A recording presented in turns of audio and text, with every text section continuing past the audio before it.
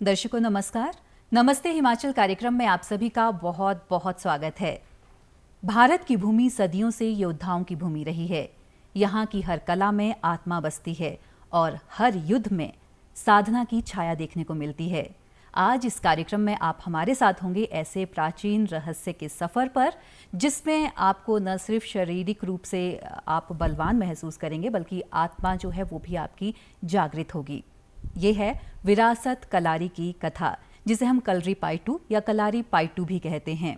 इसका जन्म तो हुआ केरल की पवित्र धरा पर और दुनिया का सबसे प्राचीन मार्शल आर्ट भी इसे कहा जाता है। और आज भी दुनिया में ये जिंदा है अपने मूव्स के ज़रिए, अपने जो इसका हम कह सकते हैं कि मुद्रा और श्वास के ज़रिए। तो आज हम चलेंगे इसी कलरी पायटू की परंपरा, उसके इतिहास और उसके लंबे सफ़र पर, जानेंगे इसकी हर एक मुद्रा के बारे में।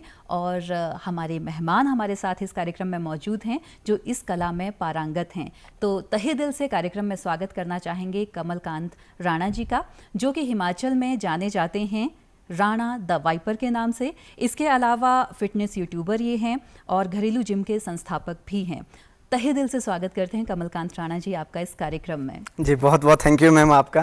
जी सबसे पहले तो मैं हमारे सनातन धर्म से हमारी जो शुरुआत होती है, मेरा दूरदर्शन के सभी दर्शकों को मेरा प्यार भरा नमस्कार जी। तो हमारी जो शुरुआत होगी मैम, तो हमारी शंखनाद से होगी, क्योंकि ये हमारी सनातन संस्कृति से जुड़ी है।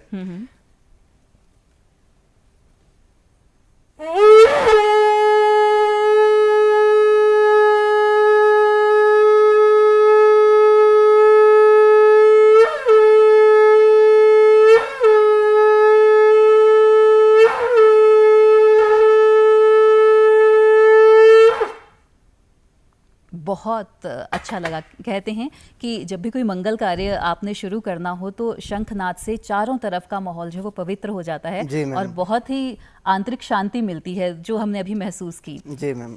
तो बहुत खुशी का मौका है, सुबह सुबह का समय है और कलरी पायटू जो आध्यात्मिक रूप से आपको शांति प्रदान करता है, एकाग्रता लाता है, आपकी आत्मा को जागृत करता है। जी मैम। ये जो कला है और हिमाचल में आपने इसे जिंदा रखा हुआ है। बहुत खुशी हुई आज आप हमारे बीच में हैं। जी बहुत बहुत और थैंक यू मैम। भारत की बात की जाए तो परंपराओं का देश भी कहा जा सकता है। संस्कृति को संजोए हुए हैं हम यहाँ पर अभी तक। अपनी आर्यभट्ट की बात करें, जीरो का आविष्कार हुआ। और बौद्ध धर्मन की बात करें तो वो चीन में कुंफू का जो लेकर आए वो हमारे भारत देश से ही थे। बिल्कुल मैम। वैसे ही कलरी पायटू भी है। इसके इतिहास के बारे में जानना चाहेंगे, कितना पुराना है इसका इतिहास और किन किन चीज़ों से संबंधित है, महत्व कितना है और लोगों में कितना प्रचलित है अभी तक। जी देखिए मैम, सबसे पहले तो मैं शुरुआत करना चाहूँगा कि हमारी हिंदुस्तानी हमारी ये जो मार्शल आर्ट है कलरी पाइट जिसे कहा जाता है, 2019 से मैं इसमें जुड़ा था। जब कोविड था हमारे हिंदुस्तान में, मतलब पूरे वर्ल्ड में जब कोविड चला हुआ था, तो वो दौर था जब मैंने मतलब शुरू में मैंने विद्युत जामवाल सर को मैंने देखा था, जो कि मेरे आदर्श भी है, मेरे गुरु जी हैं। तो उनसे इंस्पायर होके मैंने देखी थी, मतलब उनकी कुछ एक वीडियोस देखी थी जी। तो उनसे इंस्पायर होके फिर मैंने काफ़ी सारी चीज़ें मैं मतलब देखता रहा। तो यहाँ पर मैं आपको बताना चाहूँगा कि हमारी ये जो हिंदुस्तानी मार्शल आर्ट है, ये हमें सिर्फ लड़ना ही नहीं सिखाती, एक युद्ध करना ही नहीं सिखाती, ये हमें मानसिक रूप से, शारीरिक रूप से, यहाँ तक कि आध्यात्मिक रूप से, 3 तरीके से ये इंसान को एक अच्छे तरीके से उसको जोड़ती है। जी मैम। इतिहास की बात की थी क्योंकि काफी पुराना इतिहास है, इसके इतिहास पर प्रकाश डालेंगे? जी देखिए, इसके प्रकाश पर हम बात डालना चाहेंगे। सबसे पहले मैं आपको बताना चाहूँगा कि हमारी ये जो हिंदुस्तानी मार्शल आर्ट है ये 3000 वर्ष पुरानी है जी। तो बहुत गर्व होता है हमें। अब देखिए 3000 साल पुरानी जो मार्शल आर्ट है, तो अंग्रेज़ों के समय में यदि हम बात करें, अंग्रेज़ों ने जो है इस मार्शल आर्ट को बिल्कुल मतलब उन्होंने दबाने की कोशिश की थी। जैसे साउथ इंडिया में ये जन्मी है, केरला में ये जन्मी है, वहाँ के जो कांचीपुरम है वहाँ पर ये जन्मी है। तो सबसे पहले इसका जो श्रेय जाता है वो भगवान शिव को जाता है, जिसका मैं भी भक्त हूँ, तो बहुत गर्व फील होता है। और उसके बाद उन्होंने इस शिक्षा का आगे जो है लॉर्ड परशुराम जी उनको दिया था। तो फिर उसके बाद हमारे जो अगस्त्य जी हो गए, उन्होंने इसका प्रसार किया था। फिर उसके बाद जो बोधिधर्मन जी है, उन्होंने भी इस कला को सीखा था। फिर उन्होंने, अब देखिए जैसे आज के समय में हमारी जो मार्शल आर्ट है, वैसे हमारी इस मार्शल आर्ट को mother of all martial art भी कहा जाता है। तो काफ़ी गर्व फील होता है मुझे। अब देखिए जैसे मेरे जो विद्युत जामवाल सर है, वो भी इस बात को कहते हैं कि शुरू में जब उन्होंने इसको प्रमोट करना शुरू किया था, तो मैंने भी जब मतलब शुरू में ये नाम जब कलरीपायट्टू जैसे बोलते हैं हमारे हिंदी में, तो मतलब ये एक अटपटा सा वर्ड है, थोड़ा लंबा सा वर्ड भी है। तो आज के समय में हमारे हिमाचल की यदि बात करें, काफ़ी सारे लोग इसको जानने भी लगे। मैंने मतलब काफ़ी ज़्यादा कोशिश की थी इसको आगे लाने की, मतलब जितना मुझसे हो पाया जी। और मैं आपको बताना चाहूँगा, जैसे आज के समय में जितनी भी हमारी जो मार्शल आर्ट है, जितनी भी, चाहे कुंफू की बात की जाए, अब देखिए कुंफू भी, जैसे बोधिधर्मन यहाँ से जब वो चाइना के लिए गए थे, तो वहाँ पर उन्होंने 9 साल में उन्होंने वहाँ पर तपस्या की थी। और साथ ही साथ उन्होंने वहाँ पर मेडिटेशन के साथ साथ उन्होंने जो है लोगों को भी फिर वहाँ पर अपने साथ जोड़ने की कोशिश की, और कुछ कलाओं को उन्होंने वहाँ पर प्रसार किया, जैसे जो शाओलिन जो है वहाँ पर आज के समय में, तो उन्होंने जो है वहाँ पर जो है आज के समय में मतलब काफ़ी सारी चीज़ें, जैसे हम देखते हैं कि कुंफू किस तरीके से वहाँ पर फैली हुई है। तो मदर ऑफ ऑल जो मार्शल आर्ट कहा जाता है, हमारे कलरीपायट को कहा जाता है। जी मैम। आपने अभी साधना की बात की, तो जो कलरीपायट्टू है, इसमें किन किन चीज़ों का विकास किया जाता है? साधना भी इसमें शामिल रहती है? जी देखिए, मैंने जैसे आपको शुरू में ही बताया कि ये हमें ना सिर्फ एक मानसिक रूप से, शारीरिक रूप से, इसमें एक आध्यात्मिक तौर से भी हमें जो है ये जोड़ती है। क्योंकि अब देखिए जैसे हमारी इसमें जो जैसे प्रशिक्षण होता है, जैसे साउथ इंडिया में आप देखेंगे, अभी तक हमारे हिमाचल में तो नहीं है, वहाँ पर जैसे हम देखते हैं तो हमारी जो स्टार्टिंग होती है वो हमारी जो स्टार्टिंग होती है, जैसे हम पूजा करते हैं, जैसे गुरु का जो एक आशीर्वाद लिया जाता है, नीचे वहाँ पर एक जो जैसे शिव की जो पिंडी होती है, तो उस तरीके से मतलब वहाँ से फिर जैसे हम मेडिटेशन वगैरह करते हैं, तो काफ़ी सारी चीज़ें फिर वहाँ से जुड़ जाती है मैम। आध्यात्म, साधना और शारीरिक रूप से आप फिट रहते हैं, ये सारी चीज़ें इसमें शामिल रहती हैं। ये सारी चीज़ें इसमें शामिल। अब बात करते हैं, थोड़ा हथियारों की तरफ जाते हैं, क्योंकि इसमें कई तरह के हथियारों का प्रयोग किया जाता है। जी मैम। सिर्फ हथियारों के जरिए ही कलरीपायट्टू को सीखा जा सकता है? बिना हथियारों के भी बहुत से मूव्स रहते हैं जी देखिए मैम, हथियारों की यदि मैं बात करूँ, कलरीपायट्टू एक ऐसी विद्या है जिसमें ना सिर्फ हथियारों को ही शामिल किया जाता है, इसमें हम जो है बिना हथियारों के भी प्रशिक्षण लेते हैं। काफ़ी सारी हम प्रैक्टिस करते हैं, जैसे कराटे में जैसे काताज होते हैं, तो इसमें भी अलग अलग ये होते हैं, मूव होते हैं, जैसे किक की प्रैक्टिस करते हैं, तो उसी तरह जैसे पंच की प्रैक्टिस होगी, तो और भी ऐसे मतलब काफ़ी सारे मूव है। चाहे सेल्फ डिफेंस की बात करें तो उसके लिए भी हम इन चीज़ों को यहीं से हम ऐड करते हैं। तो मतलब ऐसा नहीं है कि इसमें सिर्फ हथियारों को ही जोड़ा हुआ है। जी मैम।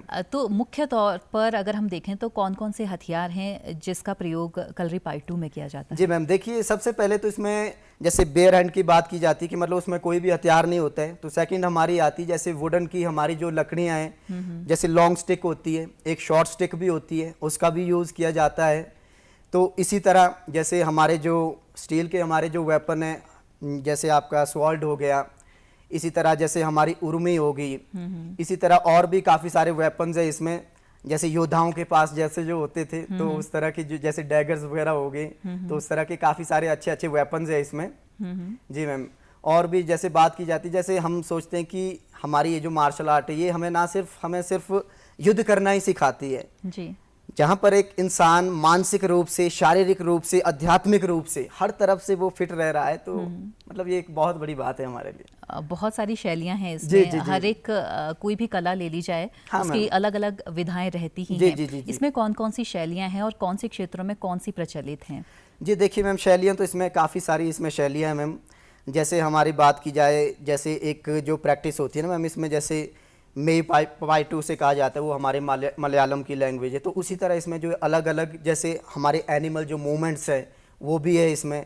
जैसे एनिमल हमारे जो मूवमेंट्स है वो भी मतलब काफ़ी अलग अलग तरीके, जैसे सर्प वाला मूवमेंट होता है, स्नेक वाला मूवमेंट होता है, टाइगर वाला होता है, और भी मतलब काफ़ी सारे 8 टाइप के जो इसमें जो मूवमेंट्स है वो भी इसमें इन्वॉल्व है। जी, तो और भी मतलब काफ़ी सारी चीज़ें इसमें ऐसी है जो कि हमें मतलब काफ़ी अच्छा लगता है मुझे, उस चीज़ को देख के ही मुझे अच्छा लगता था। जी जी मैम। हम देखते हैं कि हिमाचल में जो लोकगीत हैं या लोक नृत्य हैं उसके ज़रिए कोशिश की जाती है हमेशा जो अपनी परंपराएं हैं, संस्कृति है, उसको जीवंत रखने की। जी तो ये जो कलरी पायटू है, केरल से आपने बताया कि जी मैम। इसकी उत्पत्ति हुई, तो वहाँ पे भी कुछ नृत्य प्रचलित हैं जिसमें इसके कुछ मूव्स को शामिल किया जाता है? जी मैम, बिल्कुल। देखिए, जैसे वहाँ का जो प्रसिद्ध जो वहाँ का जो नाट्यम है, जैसे कथकली की बात की जाए, मोहिनीअट्टम की बात की जाए, तो मतलब उसमें काफ़ी सारे जो मूव्स है, जैसे हम जो प्रैक्टिस भी करते हैं इसमें, तो वो काफ़ी सारे जो मूव है इसमें वो इन्वॉल्व है। जैसे कोई डांस वगैरह कोई परफॉर्म करते हैं तो उसमें काफ़ी सारी चीज़ें उसमें ऐड की होती, जैसे किक वाली प्रैक्टिस होती, मतलब काफ़ी सारे ऐसे मूव है जो कि वहाँ पर उनको डेली वहाँ पर जो है प्रैक्टिस करते हैं। जी, जी मैम। तो काफी विस्तृत है अगर हम कलरी पायटू का जी इतिहास मैम, देखें। बहुत ही मैम। बिल्कुल, जी। थोड़ी और बातचीत करेंगे, पर बिल्कुल आपके मैम। बारे में अब थोड़ा सा और जानना चाहेंगे जी मैम, हम। बिल्कुल मैम। शुरुआत में तो हमने बहुत कुछ बताया अपने जी, तमाम जी। दर्शकों को। जी, जी, जी, जी। कौन से क्षेत्र से आप संबंध रखते हैं जी। और रुझान आपका किस उम्र में हुआ कलरी पायटू की ओर? जी जी, देखिए, मैं आपको बताना चाहूँगा, वैसे मेरा नाम कमलकांत राणा है, पर ये जो नाम है सोशल मीडिया पर 2016 में मैंने मतलब ऐसे रखा था, तो राणा द वाइपर के नाम से रखा था।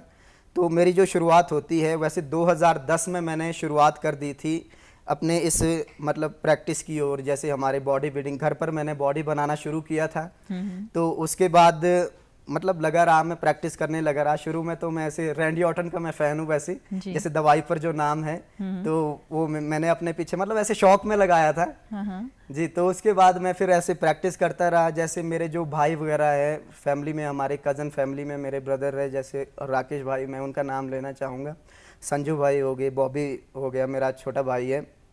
तो हम मतलब घर पर ऐसे प्रैक्टिस करते थे। शुरू में जैसे मेरे भाई एक दिन वो पुलअप कर रहे थे, तो मुझसे वो पुलअप भी नहीं हो रहे थे। जी ये थोड़ा सा मैं डीपली बताना चाहूँगा आपको। बिल्कुल बिल्कुल। जी, तो मतलब फिर मैंने देखा उनको, यार ये तो मतलब पुलअप अच्छे से निकाल रहे हैं। चमन भाई थे वो, मतलब ऐसे पुलअप निकाल रहे थे, तो मैंने भी कोशिश की, मुझसे एक भी ऊपर मतलब ऐसे एक भी नहीं निकल रहा था। फिर मैंने प्रैक्टिस की हर दिन करने की, जी। तो फिर मैं लगा रहा ऐसे प्रैक्टिस में। फिर बाद में मेरा बीच में ऑपरेशन भी हो गया था, उसको भी मैं यहाँ पर ऐड करना चाहूँगा। मेरा अपेंडिक्स की मेरी सर्जरी हुई थी, ये 2018 में हुई थी। तो उसके बाद मतलब उस टाइम मेरी जो बॉडी थी बिल्कुल लीन बॉडी थी, और मुझे सिक्स पैक एब्स देखने का मतलब मुझे ऐसे बहुत शौक था। जैसे टाइगर श्रॉफ, उनका मैं जी, ऐसे जी, फ़ैन जी। हूँ वैसे भी। जैसे विद्युत जमाल सर हो गया, खैर उनसे तो मैं थोड़ा बाद में इंटरेक्ट हुआ। जी, तो वहाँ पर जैसे, तो उस समय मेरी मतलब मेरे अंदर एक ऐसी चीज़ थी, जैसे 2 महीने में पूरी तरह बेड रेस्ट पे था। तो उसके बाद क्या होता है, मैंने अपनी जो प्रैक्टिस है 2 महीने बाद शुरू कर दी थी। और आपको पता ही है, जब ऑपरेशन हुआ होता है तो बहुत ही ज़्यादा मुश्किल होता है। मतलब वहाँ से उसके बाद का जो मेरा सफ़र था, 6 महीने के अंदर मैंने जो है अपनी बॉडी, मतलब उस टाइम मेरी बॉडी में फ़ैट भी बहुत था, मैंने अपने यूट्यूब चैनल पर वो वीडियो डाली थी। तो वहाँ से भी मतलब मुझे ऐसा मैंने पाया कि मतलब इंसान कुछ भी कर सकता है। 6 महीने के अंदर यदि मैं बॉडी बना सकता हूँ उस कटी फटी बॉडी को, किस तरह के वो स्टिचेस वगैरह थे, तो मतलब वो भी। और उसके बाद जैसे 2019 की यदि मैं बात करूं, जब जैसे कोविड आया था, तो उस दौरान से मैं विद्युत जामवाल सर से मैं मतलब उनकी मैंने एक वीडियो देखी थी, उनका मैंने स्टंट देखा था, एक बॉटल पर वो पुशअप कर रहे थे, तो मैंने भी देखा कि मैं भी ट्राई करता हूँ। बिल्कुल। फिर मैं थोड़ा सा डीपली गया, फिर मैंने उस चीज़ को देखा कि मतलब उस टाइम तो मुझे पता भी नहीं था कि मार्शल आर्ट एक्चुअल में क्या है। 2019 से मैं इस तरफ आया था, उनको ही देख के, उनसे प्रेरित होके फिर मैंने वीडियो डाला था। उन्होंने मेरा वीडियो शेयर किया अपने ये पे, फिर उन्होंने 1-2 और वीडियोस भी डाले मेरे अपने चैनल पर डाले। जैसे मैंने जो मेडिटेशन की थी, तो 7-8 मिलियन लोगों ने वो देखी है। तो काफ़ी सारे उनके बीच में मुझे मैसेज वगैरह भी आए, तो मतलब काफ़ी प्राउड फील होता है उन चीज़ों को देख के। जी जी मैम। तो काफ़ी कहें कि मशक्क़त भरा या कठिनाइयों से भरा आपका ये सफ़र रहा। जी मैम, बहुत ही और ज़्यादा। पहला घरेलू जिम आपने स्थापित किया, जी तो मैम। कैसे ये जहन में आया कि मुझे ये काम करना है और जिम बनाना है? और हम देखते हैं बहुत सारी पिक्चर्स आपकी कि उसमें आपने जो अपने इक्विपमेंट्स रखे हैं वो ख़ास तौर से सीमेंट के बनाए हुए जी हैं। तो ये आइडिया कैसे आया? ये देखो, शुरुआत में जैसे 2010 की यदि मैं बात करूं, हमारे जो भाई वगैरह थे, शुरू में हम प्रैक्टिस करते थे। जैसे झब्बल हमारी जो होती है हिमाचल में, जिससे हम खुदाई वगैरह करते हैं, जी। शुरुआत में तो हमने मतलब 2-3 साल में उसी से प्रैक्टिस की थी। जी। फिर मैंने कहीं यूट्यूब पर वीडियोस देखी थी, किसी ने कोई डंबल ऐसे सीमेंट से कोई बना रहा था, तो फिर मैंने भी सोचा क्यों ना मैं भी डंबल बनाऊं। तो फिर मैंने भी 2 डंबल मैंने शुरुआत में बनाए थे। और उसके बाद बीच में जैसे मनरेगा का मैं काम करता था, मतलब काफ़ी मैंने मनरेगा में काम किया है। तो वहाँ पर जैसे मटेरियल बचा होता था, कई बारी मैं अपने वार्ड मेंबर वगैरह को बोलता था, प्रधान जी को बोलता था कि आप मुझे मतलब थोड़ा सा मटेरियल दे मुझे, मैंने ये डंबल बनाने मैंने उसे, तो वो भी देते थे, ऐसा नहीं है। तो फिर धीरे धीरे मैंने मतलब लगा रहा मैं बनाने, थोड़े से डंबल मैंने और बनाए, कुछ वेट्स और बनाए, सीमेंट मतलब रेत वगैरह उसी चीज़ को इकट्ठा करके फिर बाकी मेरे पास जो चीज़ें थी, जैसे ईंटें थी मेरे पास, उससे भी हम प्रैक्टिस करते थे। तो यहाँ पर मैं एक बात को और ऐड करना चाहूँगा, मेरे पास 2 लड़के आते थे, तो उनको जो है मैंने 30 दिन का था शायद उनका, मतलब मेरे पास जैसे प्रैक्टिस करने आए थे, तो उनकी जो प्रैक्टिस होती थी उसी चीज़ों से होती थी, जैसे मेरे डंबल हो गए, 2 ईंटें हो गई, उसी से मैं सुबह शाम उनसे जो है प्रैक्टिस करवाता था। तो मतलब वो जो एक सफ़र था काफ़ी ज़्यादा ये था। फिर मैं इस चीज़ में लगा रहा, फिर थोड़ा लोगों ने भी देखा, और बाद में मैंने एक खबर दी थी लोकल न्यूज़ ऑफ इंडिया के हमारे जो ब्रदर है लोकेंद्र सिंह वैदिक जी, उनको मैंने अपनी खबर दी थी कि मैं ऐसे ऐसे घर पर प्रैक्टिस करता हूँ, आप थोड़ा सा मेरी इस खबर को लगाइए। फिर उनके माध्यम से उनका भी मैं बहुत बहुत शुक्रिया करना चाहूँगा। जी मैम। जी, हम देखते हैं कि जो वास्तुकला है उसका काफ़ी महत्व रहता है। जी। जो भी प्रशिक्षण गृही हैं उसे बनाने में कलरी पाइटू के। जी मैम। तो उस पर क्या कहेंगे आप? जी देखिए, इसके लिए तो मैं कहना चाहूँगा, जैसे साउथ इंडिया की यदि आप बात करेंगे, इस चीज़ को आप सिर्फ वहीं पर ही देखेंगे। वैसे तो अब हमारे दिल्ली में भी है, ऐसा नहीं है। अब देखिए वहाँ पर जैसे हम जिस जगह पर हम प्रैक्टिस करते हैं, एक आयताकार ये में वो बना होता है जी। और वहाँ पर देखिए किस तरीके से वहाँ पर एक कोने में वहाँ पर ऐसे शिव की ऐसे पिंडी वहाँ पर ऐसे बनी होगी, तो सभी जो है वहाँ पर ऐसे सैल्यूट करेंगे सबसे पहले। जी। तो इधर भी बाकी जो देवी देवता वगैरह मतलब होते हैं अपने अपने एक है, तो बाकी जो हथियार वगैरह है किस तरीके से वो रखे होते हैं, तो मतलब काफ़ी अच्छा लगता है उन चीज़ों को देख के।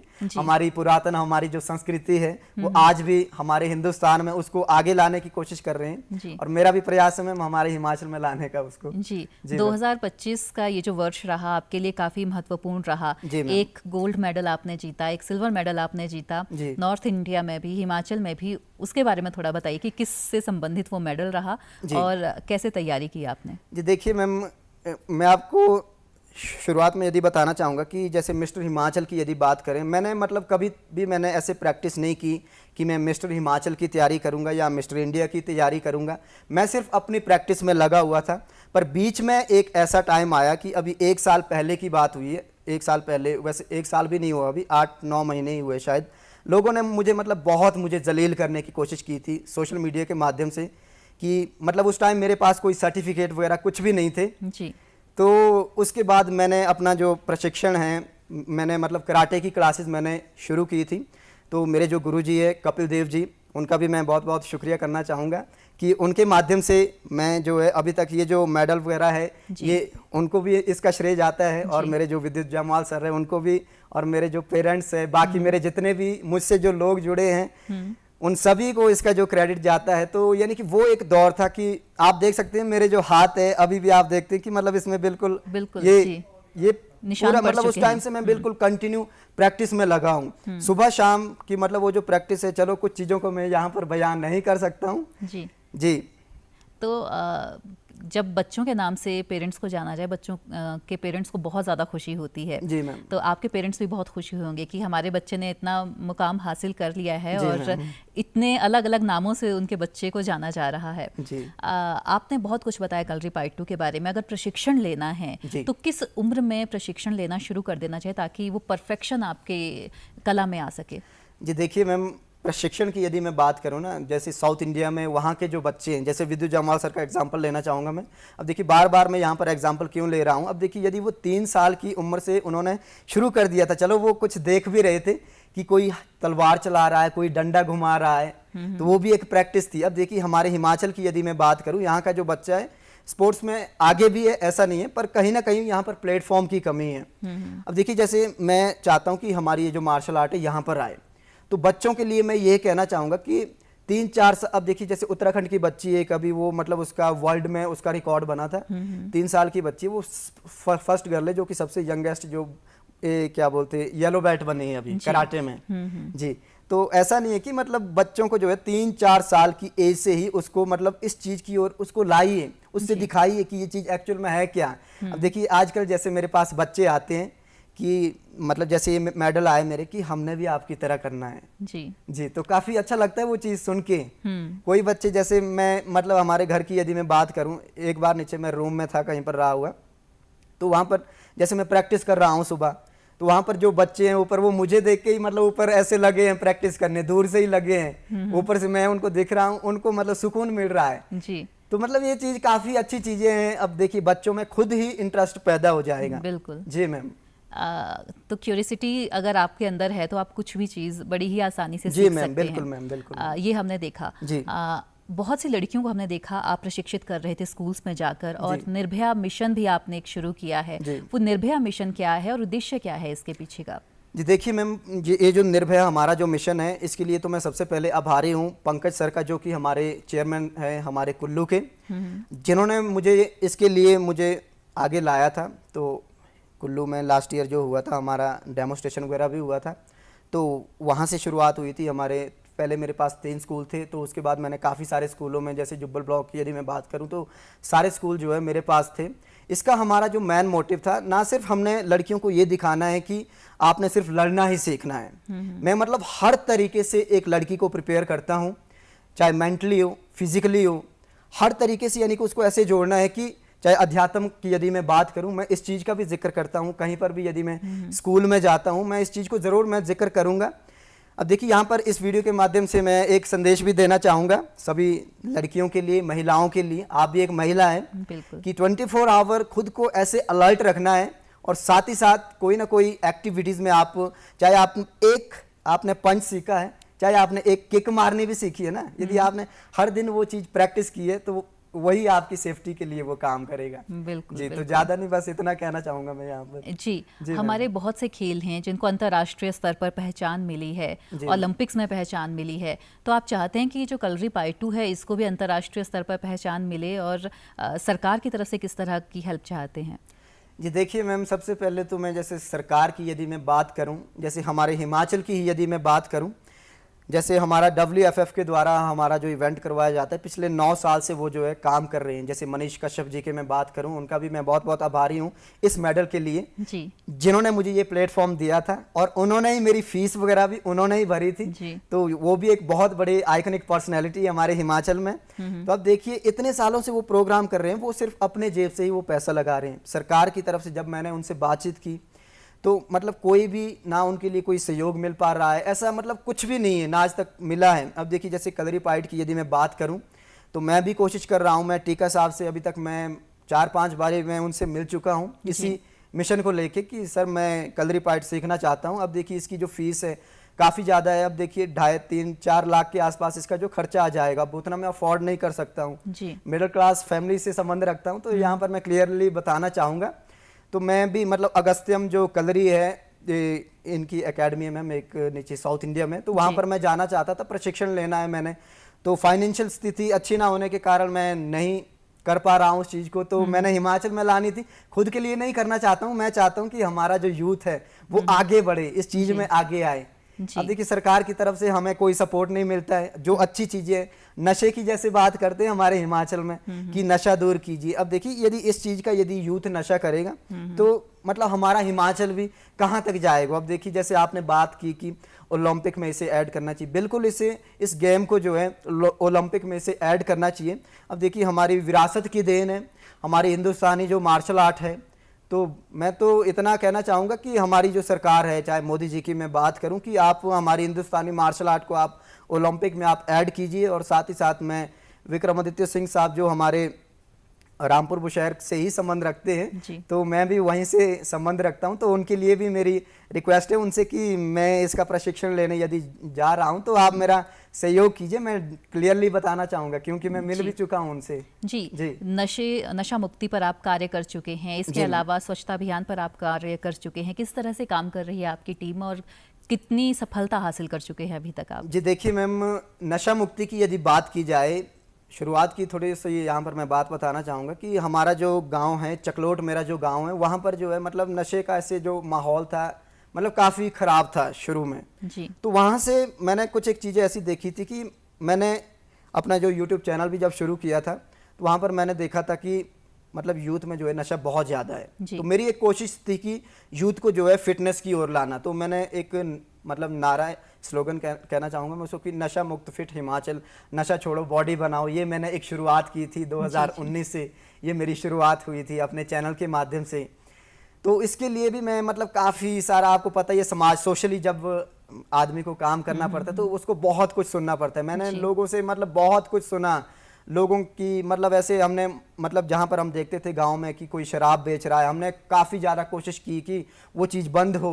चलो ये चीज़ बंद तो नहीं होती है, सरकार ने भी, अब सरकार को भी रेवेन्यू जो मिलता है वो इसी चीज़ से मिलता है, पर कहीं ना कहीं इस चीज़ के लिए पर्दा होना चाहिए, क्योंकि हमारा आज का जो यूथ है यदि वो इन चीज़ों में यदि वो पड़ा रहेगा तो फिर उसका जो फ्यूचर है वो बिल्कुल ख़त्म है। तो इसके लिए मैंने पंचायत स्तर पर काफ़ी ज़्यादा हमने जैसे रैलियाँ वगैरह जो होती है हमने काफ़ी ज़्यादा उसमें भी हिस्सा लिया था। तो वहाँ पर भी मैं मतलब लोगों का मैं मतलब एक दुश्मन ही बन गया था कि इसने हमारे नाम ले लिए, हमने बल्कि बाई नेम बताया था कि ये ऐसा करता है वो ऐसा करता है। तो काफ़ी ज़्यादा मतलब मेरी कोशिश रही है सोशली भी काम करने की।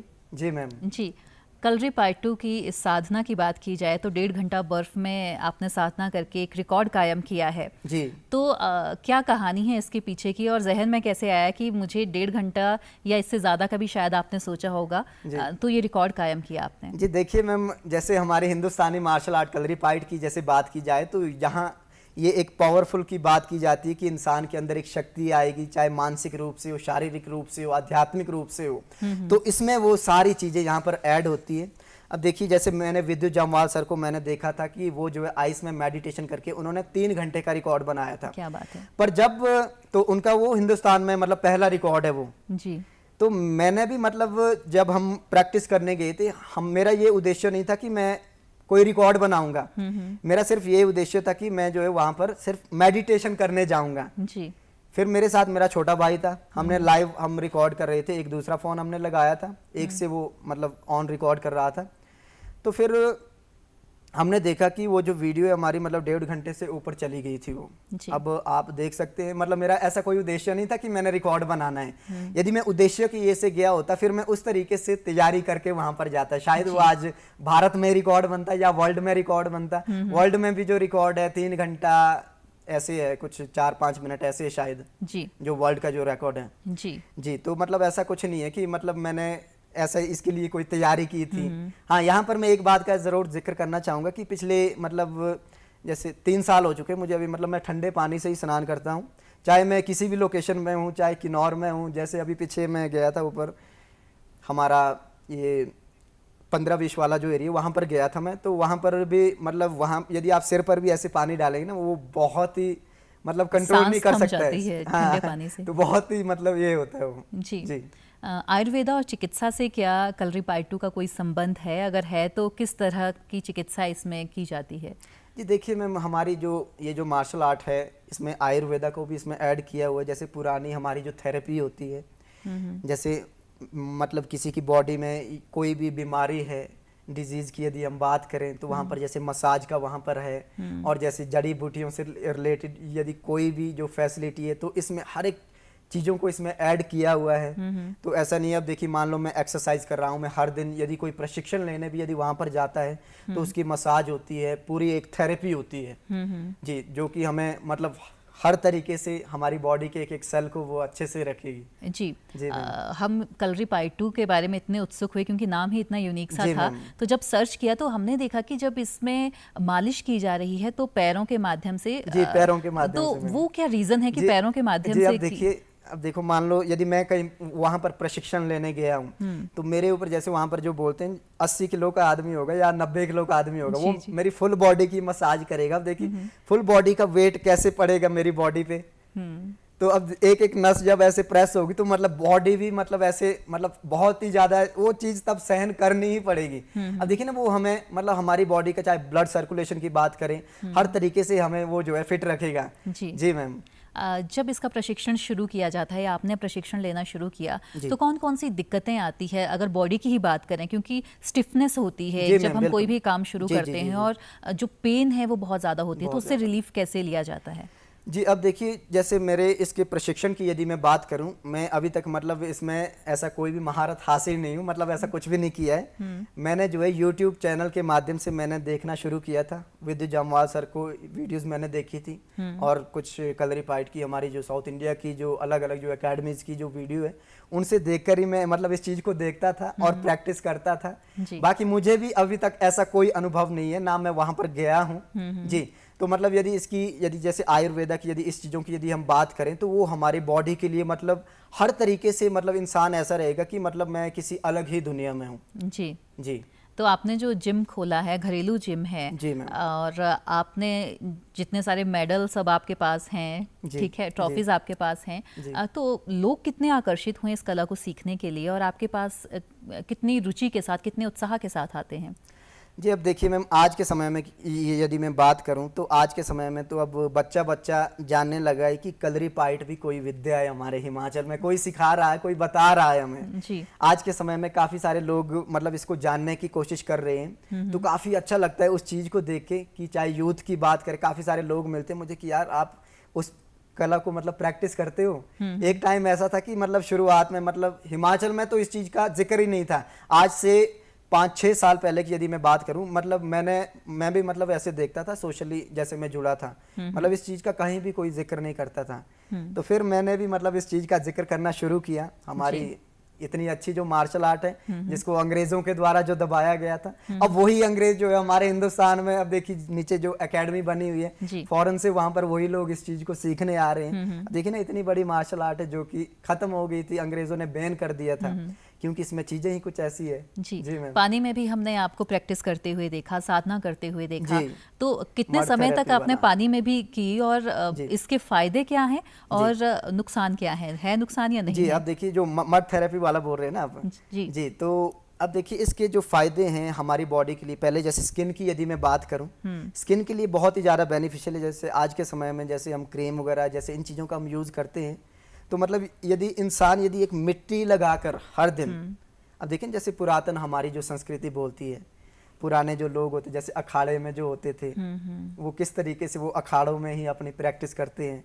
काफ़ी सारे ऐसे बॉडी बिल्डर है, मतलब और भी ऐसे काफ़ी सारे जो लोग हैं, जैसे अभी मुझे उनका नाम नहीं आ रहा है, मतलब काफ़ी सारे ऐसे अच्छे अच्छे लोग हैं जो मतलब वहाँ पर जो है इन चीज़ों को प्रैक्टिस करते हैं। तो ये हमारी बॉडी के लिए, हमें मानसिक रूप से हर तरफ से, जैसे हम बात करें अपने ब्लड सर्कुलेशन की, स्किन की हम बात करें, कोई भी ऐसी बीमारी वगैरह होगी तो मतलब उस चीज़ से ये हमें बिल्कुल ही मतलब एक, साथ ही साथ जैसे हम बोलते हैं ना कि अपनी बॉडी को डिटॉक्स करना है जी। तो उस मिट्टी में जैसे मैं नहा रहा हूं तो वो हमारी बॉडी को भी डिटॉक्स कर रही है। और जैसे हमारे जो रोम जो छिद्र होते हैं, इसके माध्यम से अंदर हमारी बॉडी के लिए जैसे ये खुल जाते हैं, मतलब उस समय ना, मतलब जैसे हम उस मिट्टी का ऐसे लेप लगा रहे हैं तो वो हमारी बॉडी के लिए बहुत ही ज्यादा बेनिफिशियल होगा। जी। कभी आपने सोचा कि केरल में जब इस कला की उत्पत्ति हुई तो कभी केरल जाया जाए और वहाँ पे एक्चुअल में फील किया जाए कि किस तरह से वहाँ पर इस कला को सिखाया जा रहा है? देखिए, मैं तो इसके लिए मतलब शुरू से ही सोच रहा हूँ कि मैं कब इसका प्रशिक्षण लूँ और कब मैं अपने हिमाचल में इस चीज़ को लाऊं।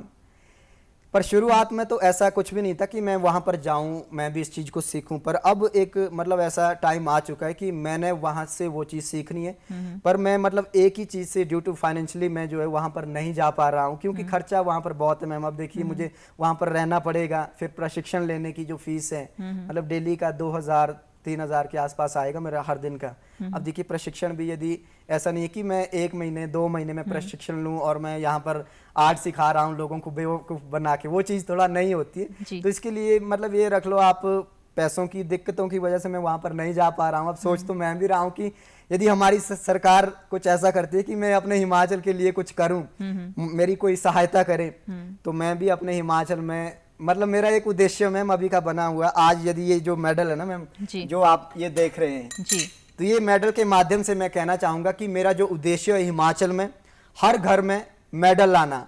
आज तक अभी ये भले ही मेरी अचीवमेंट है, पर मेरा एक उद्देश्य है कि हर हिमाचल के उस घर में ये मेडल आए। जी मैम। तो आपको जितनी खुशी होगी उतनी ही हर हिमाचल वासी को खुशी होगी जी मैम कि उनके हिमाचल को ये मेडल मिले और वो गौरवान्वित हों इस तरह के कार्यों के जरिए, क्योंकि हमारी विरासत है जिसे हमने संजो कर रखा हुआ है। कलरी पाइटू एक ऐसा नाम है जिसे सुनकर हर कोई इसके बारे में और ज़्यादा जानना चाहता है। सिर्फ कलरी पाइटू से ही ये जो आपने कहा कि मुझे बॉडी बनाने का शौक था वो बॉडी बन जाती है, या फिर जो आपने जिम बना कर रखा है उस जिम में प्रैक्टिस करके ही ये बॉडी बनी है? जी देखिए मैम, इसकी तो मेरी जो शुरुआत हुई थी कलरी पाइट, ये तो वर्ल्ड भी मैंने मतलब 2019 में जाना मैंने इस वर्ल्ड को जी। पर मेरा जो प्रशिक्षण था, मतलब मेरी जो प्रैक्टिस थी 2010 से, मैंने मतलब रेसलिंग को देख के मैं भी चाहता था कि मैं भी रैंडी ऑर्टन की तरह अपनी बॉडी बनाऊं, जी। कि मतलब मेरी भी एक ऐसी बॉडी बने। फिर मैं भी प्रैक्टिस करता रहा, तो मेरा जो दौर शुरू हुआ था वो वहीं से हुआ था कि घर पर ही मैंने अपनी बॉडी बनाना शुरू किया था।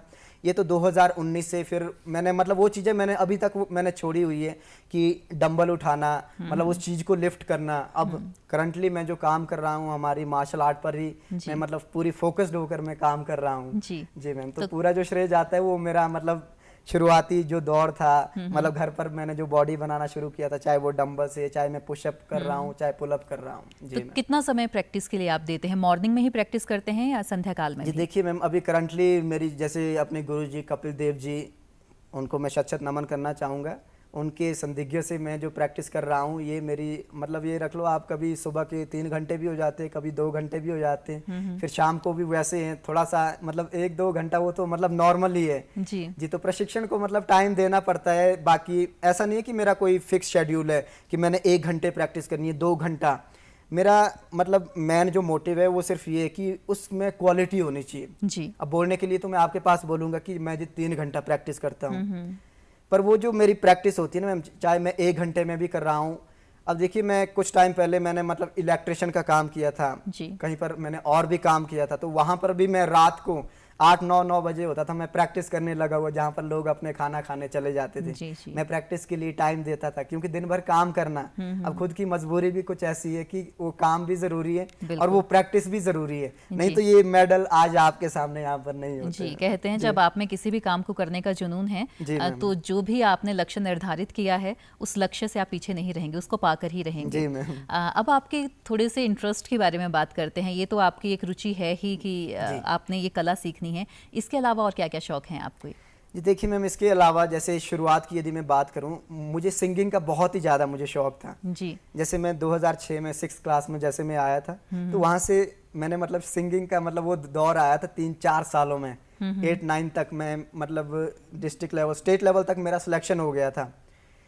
तो उस टाइम मुझे बहुत ही ज़्यादा शौक था कि मैं सिंगिंग में कुछ करूं। मेरे पास एक ही मोमेंटो था उस टाइम, वो ट्रॉफी मतलब आज भी मेरे पास है, वो मैं उसको देखता रहता था। फिर काफ़ी मतलब 10 साल 12 साल ऐसे हो गए थे कि मैं ऐसे सोचता था यार कि मेरे पास भी कोई ऐसे मोमेंटो आए, कोई मुझे ऐसे सम्मानित करे, मतलब ऐसे अंदर से सोचता था। जी, तो वहाँ से अब देखिए वो जो दौर था मेरा, जैसे स्कूल के टाइम में, तो उस टाइम मैंने अपने स्कूल का नाम भी रोशन किया था। ब्लॉक लेवल पर भी मैं फर्स्ट आया था, पहली बार शायद हमारे स्कूल का नाम तब अखबार पर आया था, कशुरली स्कूल से। जी, तो वहाँ के जो अध्यापक थे मेरे, जैसे पीटीआई सर थे, एक दूसरे बीएससी सर थे, जैसे हम कभी कोई काम कर रहे हैं, जैसे पौधे लगाने जैसे गए होते, लोग पौधे लगा रहे होते थे, मैं गाने सुना रहा होता था, मतलब मैं एक एंटरटेनमेंट कर रहा होता था। तो काफी अच्छा दौर था, यानी कि वो भी तो इस चीज के लिए तो मैं खैर बाद में ही आया, ये वाला जो दौर था। इसके अलावा मैं सोशली मतलब काफ़ी ज़्यादा एक्टिव रहता हूँ मैम जी। स्पेशली जैसे मैं बात करूँ नशा मुक्ति की, तो मतलब इसको लेकर मैंने मतलब अभी तक ये शुरू से ही मतलब मैंने ये चीज़ अपने दिल दिमाग में संजोई है कि मैंने मतलब समाज में, चलो नशा तो मैं ख़त्म नहीं कर सकता हूँ, पर मेरा एक जो मोटिव है, मैं चाहता हूँ कि आज का जो यूथ है हमारा एक पॉजिटिव दिशा की ओर आए, मतलब कोई ना कोई एक्टिविटीज़ में वो इन्वॉल्व हो, चाहे फिटनेस की बात हो, पढ़ाई की बात हो। जी जी मैम। अच्छा, तो ये तो शौक बताया आपने, दोस्तों की बात की कि मेरे जो फ्रेंड्स थे स्कूल टाइम में वो अपने पौधे लगा रहे हैं और आप गाने में व्यस्त थे। अच्छे बुरे कामों में हमेशा दोस्त साथ में रहते हैं, हम ये देखते हैं। जब आप इस कला में इन्वॉल्व हो गए और बिजी मैक्सिमम टाइम इसमें आपने देना शुरू कर दिया, तो दोस्तों का कैसा रिएक्शन था? उनके लिए समय निकाल पाए या उन्होंने भी इच्छा जाहिर की कि हमें भी इस कला को सिखाइए? जी देखिए मैम, दोस्त मेरे आज के समय में मतलब काफ़ी सारे ऐसे अच्छे अच्छे दोस्त हैं कि मतलब जो काफ़ी सारे जो जिक्र भी करते हैं कि यार हमें भी ये बताओ, थोड़ा इसके बारे में बताओ, या हमारी थोड़ा बॉडी बनाओ, थोड़ा मतलब हमें भी अपनी तरह बताओ। अब देखिए जैसे दोस्तों का जिक्र यदि मैं बात करूं, जैसे +1-2 में जब मैं गया था, बॉय स्कूल में गया था, तो मतलब उस टाइम मेरे अंदर रैंडी ऑर्टन का ना मतलब एक क्रेज ही था मेरे अंदर। मेरा जो बैग होता था, स्कूल जो बैग होता था, मैंने पूरा उसमें लिखा होता था RKO रैंडी ऑर्टन, पूरा मतलब ऐसे अलग अलग फ्लूइड से लिखा होता था। मेरी जो टाई होती थी लगी, उसमें भी मैंने लिखा होता था जी। और शर्ट में भी शायद मैंने ऐसे लिखा था। मतलब वो एक, फिर दोस्त भी मुझे बोलते थे, मेरे अलग अलग नाम दिए हुए थे स्कूल के। जो मेरे जो दोस्त है, काफ़ी अच्छे अच्छे दोस्त थे, जैसे सागर दत्ता जी हो गए, वो भी पीछे आए थे, यहाँ पर आए थे, स्टूडियो में आए थे। कोई मुझे बॉडी बिल्डर बुलाता था, कोई बॉडी भाई बुलाता था, कोई आरकेओ बुलाता था, कोई रैंडी ऑर्टन, मतलब अच्छा लगता था। एक स्कूल का जो टाइम होता है। जी मैम।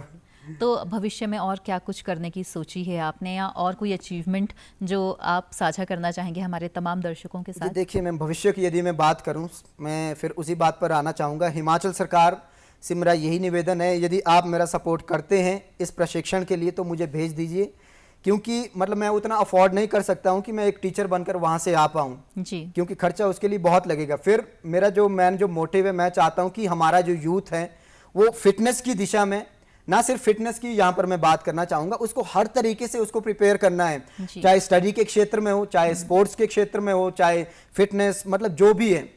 मैं चाहूंगा कि मतलब हर युवा है, युवती है, कोई भी है, उनको एक पॉजिटिव दिशा मिले। मैम रेवोल्यूशन लाना चाहता हूं मैं हिमाचल के युवा में। क्या बात। जैसी आग मेरे अंदर है वही आग पूरे हिमाचल के यूथ में लगे। बिल्कुल जी मैम। डाइट बहुत ही अहम रोल अदा करती है अगर आप किसी भी चीज़ की प्रैक्टिस करते हैं, खास तौर से जब आप फिजिकली इन्वॉल्व होते हैं किसी काम में, तो इसके लिए खान पान किस तरह का आपको रखना ज़रूरी है? जी देखिए मैम, यदि मैं खुद के शेड्यूल की यदि मैं बात करूँ, मतलब मैं क्लियरली यहाँ पर बताना चाहूँगा, मेरा जो घर का मेरा जो खाना है, आपको पता है गांव में मैं रहता हूं तो गांव में कैसा खाना मिलेगा, सुबह शाम दाल रोटी चावल मैक्सिमम वही, और सुबह के टाइम में थोड़ा दूध मिलेगा जी। आज तक मैंने मतलब कभी ऐसे कोई, मैं अपने मम्मी की कसम खाकर बोल रहा हूं, मतलब लोग ऐसा बोलते हैं ना कि ये लोग कोई सप्लीमेंट लेते हैं, कोई स्टेरॉइड वगैरह लेते हैं, काफी सारी चीजों को लोग यूज करते हैं जी जी। तो मैंने मतलब आज तक घर का जो खाना है उसी डाइट से मैंने अपनी बॉडी बनाई, और ये जो गोल्ड मेडल है ये भी उसी की वजह से। ना मैंने कभी कोई ऐसे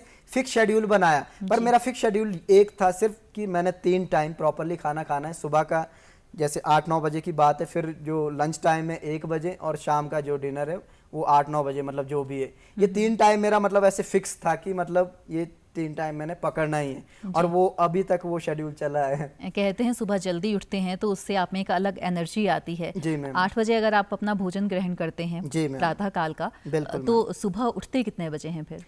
मैं तो मैम सुबह मेरी नींद 3:30, कभी 4 बजे, कभी 5 बजे, मतलब ऐसे चल जाती है, मतलब ऐसा कोई फिक्स ये भी नहीं है। 4 बजे मतलब मैक्सिमम मेरी नींद चली ही जाती है। और फिर आपको पता है थोड़ा सा मोबाइल यूज भी करते हैं, मतलब थोड़ा दिन का होता है थोड़ा शेड्यूल अपना फिक्स करना जी। कि आज मैंने क्या करना है जी। जी मैम। हमने कई क्लिप्स देखी जिसमें लड़कियों को आप प्रशिक्षण दे रहे थे, सेल्फ डिफेंस के मूव सिखा रहे थे उनको। जी, जी, जी।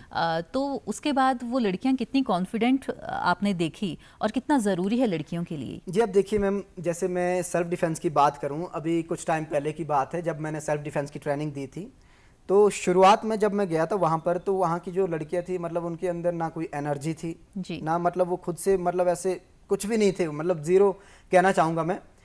जैसे उनको मैं ट्रेनिंग देता हूं हर तरीके से, जैसे उनको प्रिपेयर किया, तो उसके बाद जैसे आफ्टर 7 डेज की यदि मैं बात करूं, 10 दिन के बाद एक स्कूल की मैं बात करना चाहूँगा, तो वहाँ की वो जो लड़कियाँ थी उनकी, जैसे मैंने आपको एक एग्जाम्पल दिया था कि आपने यदि एक किक भी मारनी सीखी होगी या एक पंच मारना आपने सीखा है, जैसे मैंने उनको बताया था कि आपने एक ही किक की प्रैक्टिस, यदि आपको जैसे होता है ना कि लड़कियों को शौक नहीं होता अब कौन टाइम दे, सिर्फ अपनी सेफ्टी के लिए बोल रहा हूं मैं आपको कि आपने एक किक, जैसे ब्रूसली बोलते थे हमारे की, ब्रूसली उस इंसान से डरता था जिसने जो है एक किक की प्रैक्टिस 1000 बार की हो या एक पंच की प्रैक्टिस 1000 बार की हो।